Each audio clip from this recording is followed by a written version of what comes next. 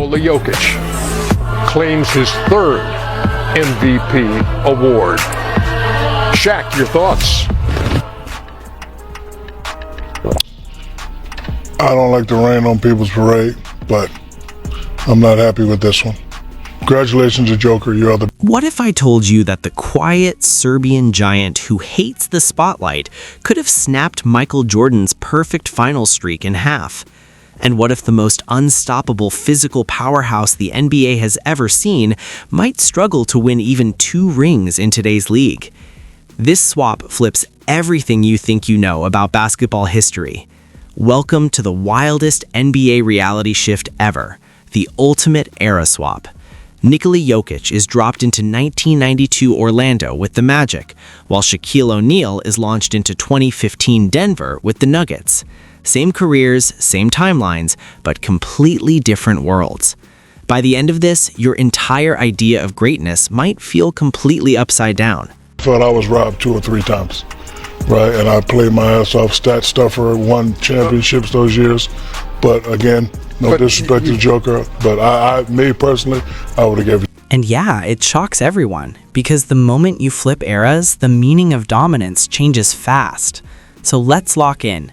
It's June 1992. The Orlando Magic hold the first pick in the NBA draft. But instead of selecting Shaquille O'Neal, they somehow end up with a 6'11", soft-spoken Serbian kid named Nikola Jokić. Scouts are completely confused. They swear this guy can't jump, can't defend, and doesn't look intimidating at all. But Magic GM Pat Williams sees something no one else does. This kid reads the court like a chess master and delivers passes that seem impossible. And that's just year 1. Which is not top 20 all time. Yeah. Are you walking that back or are you doubling down? I'm doubling down. Top 30 all time? Yeah, for sure. What's missing from top 20 all time with him? For the last 5 years, there's been no big men. If you go down the West, there's been none. He's been playing against Zubac and Joel Embiid twice a season. The landscape of basketball. The 1992-93 season feels completely different. Jokić is getting slammed around by Patrick Ewing, Hakeem Olajuwon, and David Robinson, real body-to-body battles every night. The game is brutally physical, hand checks everywhere, constant contact, and no one is calling flagrant fouls for it. Even in that environment, Jokić still puts up 12 points, 7 rebounds, and 6 assists as a center. Fans have never seen a big man play like this before. Critics keep calling him soft, but coaches start noticing something unusual. Whenever Jokić runs the offense, the Magic suddenly look sharp. It's time. But there's one massive problem looming over everything. Michael Jordan's Bulls are waiting in the shadows. Now, flip the timeline. It's 2015, and the Denver Nuggets draft a physical monster named Shaquille O'Neal. The only issue is that the league has completely changed. Teams are bombing threes, spacing the floor, and pulling big men out of the paint. Shaq walks into a league that no longer fits his style, a game that has evolved past the world he once dominated.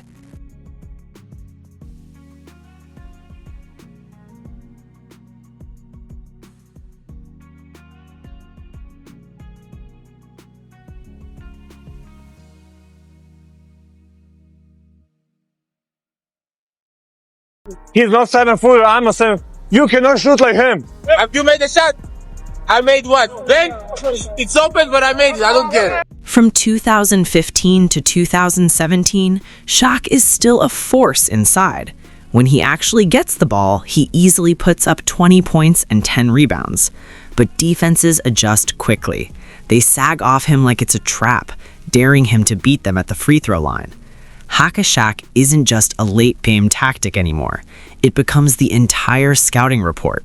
Spacing disappears. With Shaq parked in the paint, the offense often feels like 4-on-5 whenever he isn't dunking. At the same time, the league is moving in the opposite direction. The Warriors are running circles around everyone, with Steph Curry and Klay Thompson raining threes from everywhere. While Golden State stretches the floor and plays at warp speed, Shaq is left struggling to keep up defensively, chasing actions in a game that no longer fits his strengths. But I'm disappointed in his career because I think he left a lot out. He didn't take it serious enough. He didn't get himself in the best physical condition that he needed to be in and year out. Stan Van Gundy's old warning starts to sound prophetic. Shaq simply wouldn't survive defending pick and rolls in this era. Every switch exposes him, every action pulls him into space, and he gets torched repeatedly. Now, flip the timeline back to 1995. It's the Eastern Conference Finals, Magic versus Bulls. Jokić is now a two-time All-Star, stronger and smarter than before, with playmaking that's completely untouchable. How you can answer this? Who would Shaq be if he had your work ethic? He'd be the greatest of all time. If Shaq had your work, he'd be the greatest of all time. By Game 4 is tied at 2 games apiece, and Michael Jordan is fully locked in. But Jokić delivers something completely unexpected.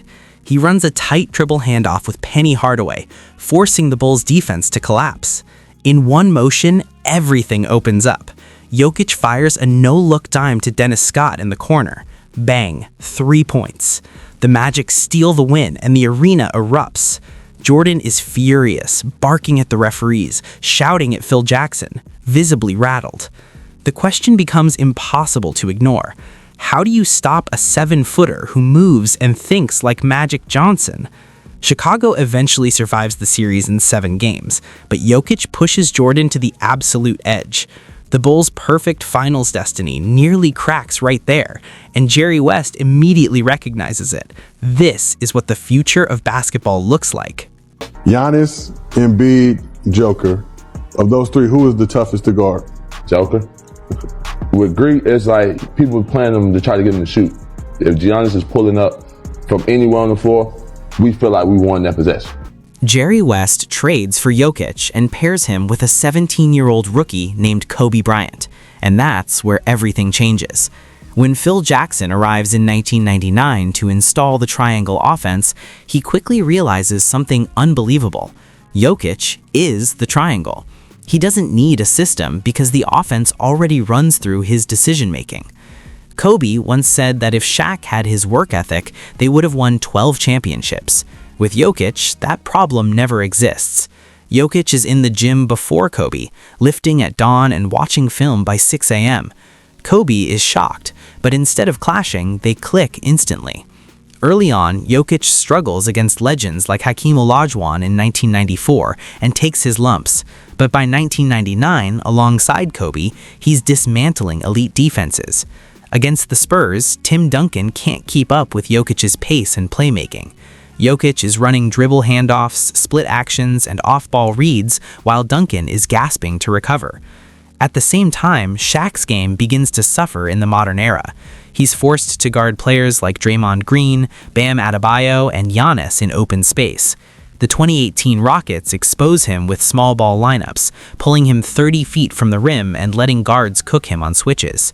Shaq might grab 1 ring with a stacked 2020 roster, but teams like the KD Warriors tear apart his slow-footed style in today's spacing-heavy game. Now jump to the 2000 finals. Jokić and Kobe face the Pacers, and Jokić delivers a historic performance. 28 points, 15 rebounds, and 12 assists, the first finals triple-double since Magic Johnson, and his first finals appearance.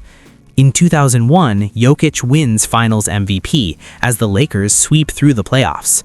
By 2002, he seals Game 7 of the Kings series with 35 points, 18 rebounds, and 10 assists. The conspiracy talk disappears because the numbers are undeniable.